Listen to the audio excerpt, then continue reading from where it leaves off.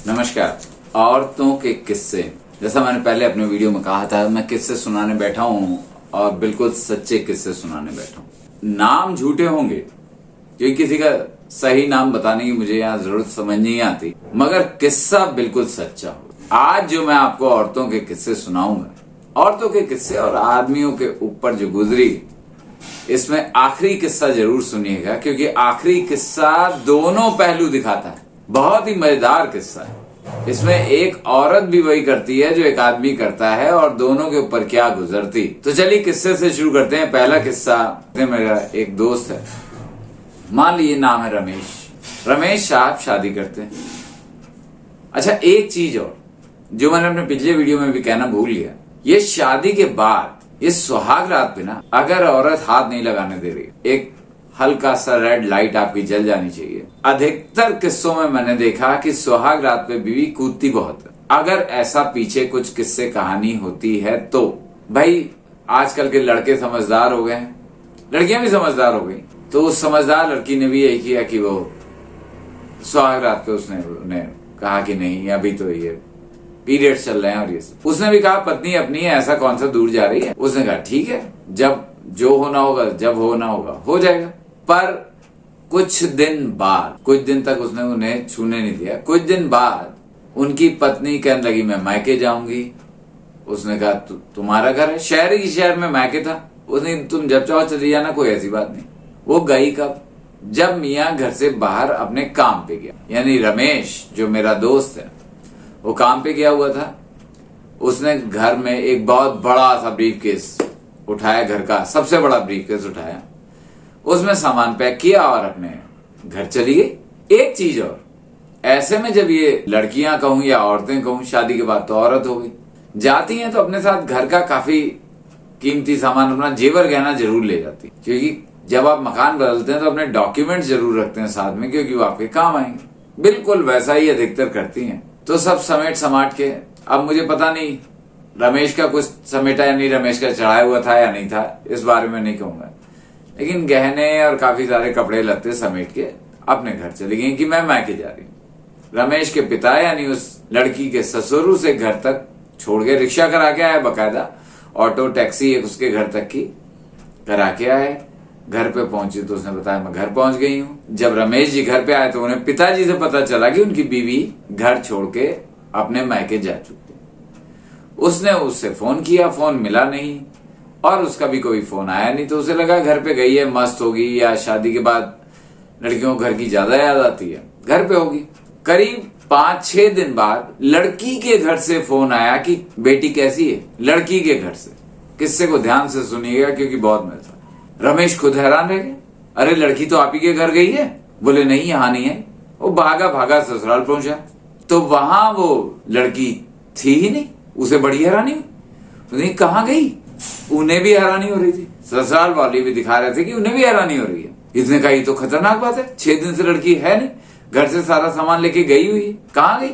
उसने कहा पुलिस में रिपोर्ट लिखा दे। बोले 1-2 दिन और देख लो, उसकी कोई दोस्त है उसके पास चली जाती। मतलब वो जितने इत्मीनान से थे, उसे भी हैरानी हुई कि इतने इत्मीनान थे, मेरी तो बीवी है, मेरे पास तो कुछ समय पहले आई, इनके तो साथ रहती है, इनको प्रॉब्लम नहीं हो रही। उसने कहा ठीक है 1-2 दिन देख लेते हैं। 1-2 दिन बाद कोई खबर नहीं लगी, कोई फोन नहीं आया। तो वो अपनी ससुराल पहुंचा। ससुराल पहुंच के हैरान रह गया, उसकी बीवी वहीं बैठी हुई थी। उसकी बीवी वहीं बैठी हुई थी। उसने कहा ये क्या मजाक है। अब ससुराल वाले उससे क्या कह रहे हैं, तुम इसे परेशान क्यों करते हो। मतलब जिस मियाँ ने अपनी नई बीवी को छुआ भी नहीं, उससे कह रहे हैं तुम इसे परेशान क्यों करते हो। दिन भर घर से बाहर रहता था, ज्यादा बात करने की फुर्सत नहीं मिली थी। उसने सोचा छुट्टी लेके हनीमून मनाएंगे, वो अभी नौबत आई नहीं थी। अब उससे वो और हैरान, मैंने कब परेशान किया। बोले नहीं, ये तुम ऐसे वादा करो परेशान नहीं करोगे तभी भेजेंगे। तो बोले आपने इतने दिन से बताया क्यों नहीं कि यहाँ रह रही है। तो बोले हम तुम्हें लायक नहीं समझते। अजीब भाषा, अजीब बर्ताव। खैर वो वहां से लौट आए। वहां से लौट आने के कुछ दिन बाद जब वो काम पे गया हुआ था तो उसका बाप, लड़की का बाप इनके पास आया, यानी मेरे दोस्त का ससुर इनके पिता के पास आया और बोला तुमने मेरी लड़की को बहुत परेशान किया, तुम्हारे खिलाफ मुकदमा लिखाऊंगा, प्रताड़ना का, दहेज का, और तुम्हें 30 लाख रुपए देने होंगे। इनके पिता घबरा गए, बोले ठीक है पैसे दे देंगे, मगर बताओ तो हुआ क्या। मतलब उन्हें भी लगा कि उनके बेटे ने कुछ ऐसा कर दिया जो उन्हें नहीं पता। खैर वो बहुत ज्यादा अपमान करके इनके पिता का चले गए। फिर बेटा वापस आया, उसने क्या हुआ, तब उसे सारी बात पता चली। वो भागा भागा ससुराल पहुंचा, मैंने कब परेशान किया। लड़की ने उससे बात करने से मना कर दिया।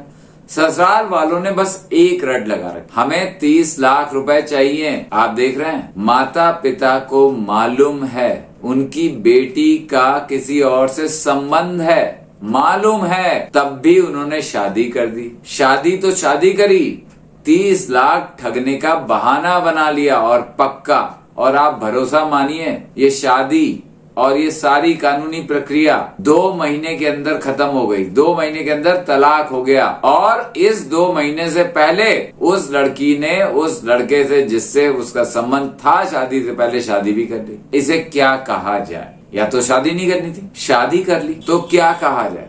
क्या पैसा ठगने के लिए ही किया गया? मतलब ये कि दूसरे लड़के को जिससे आपका पहले से संबंध है उसे भरने के लिए किया गया। सबसे बड़ी बात, माँ बाप को एक गंवारा कैसे हो गया?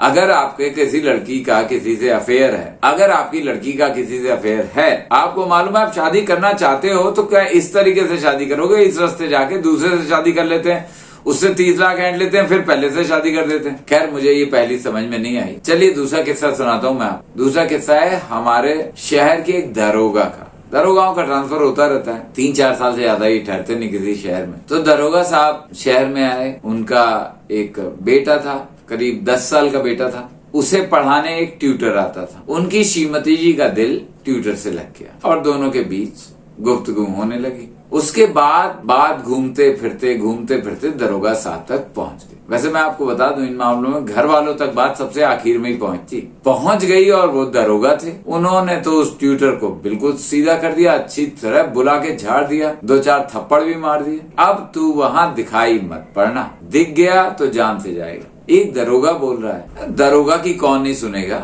एक आम आदमी को एक दरोगा हड़का रहा है, वो कैसे नहीं हड़केगा भाई? तो उस ट्यूटर ने दरोगा के घर जाना बंद कर दिया। काफी समय वो नहीं आया तो उसकी बीवी का फोन आया, क्या हुआ भाई? तो उसने कहा कि भाई मैं क्या बताऊं, ये हुआ है मेरे साथ, मैं नहीं आऊंगा तुम्हारे। उसने कहा ठीक है मैं देखती हूँ।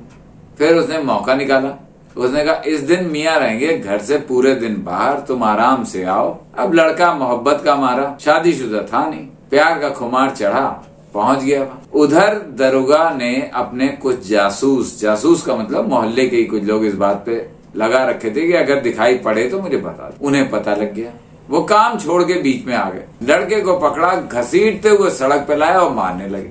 वो बेचारा पिटता रहा, भीड़ इकट्ठी हो गई। तभी उनकी बीवी आ गई। दरोगा साहब बोले ये तुम्हारे लिए खराब विचार लेकर आता है। उनकी बीवी बोली मुझे तो इसी से प्यार करना है, जो कर मिले कर लो, और ये आएगा, तुम्हें जो बिगाड़ मिले बिगाड़ लो। आप सोच सकते हैं ऐसे में दरोगा का मुंह कितना सा रह गया होगा। पूरा मोहल्ला इकट्ठा था और बीवी ने बोल दिया मुझे तो इससे ही प्यार मोहब्बत करनी है, तुम अपनी देखो। उसके बाद क्या हुआ, दरोगा साहब तो ट्रांसफर करा के चले गए। किस्सा आगे क्या हुआ पता नहीं लगा। पर ये तीसरा किस्सा बहुत ही मजेदार है। मैंने कहा इसमें दोनों पक्ष हैं और औरतों की कानून कैसे मदद करता है और आदमियों के साथ कानून कितना खड़ा है, ये एक किस्से से आपको पता चल। एक डॉक्टर का बेटा जो मेरा मित्र भी है, उसने अपनी बहन की शादी में कोई लड़की देखी और इतना फिदा हो गया, उनके घर जाके बोला जी आप इसकी शादी मुझसे करना चाहते हो तो कर दो। उन्होंने देखा डॉक्टर का बेटा है, बड़े घर की औलाद है, उसने फटाफट कहा ठीक है कर लो शादी।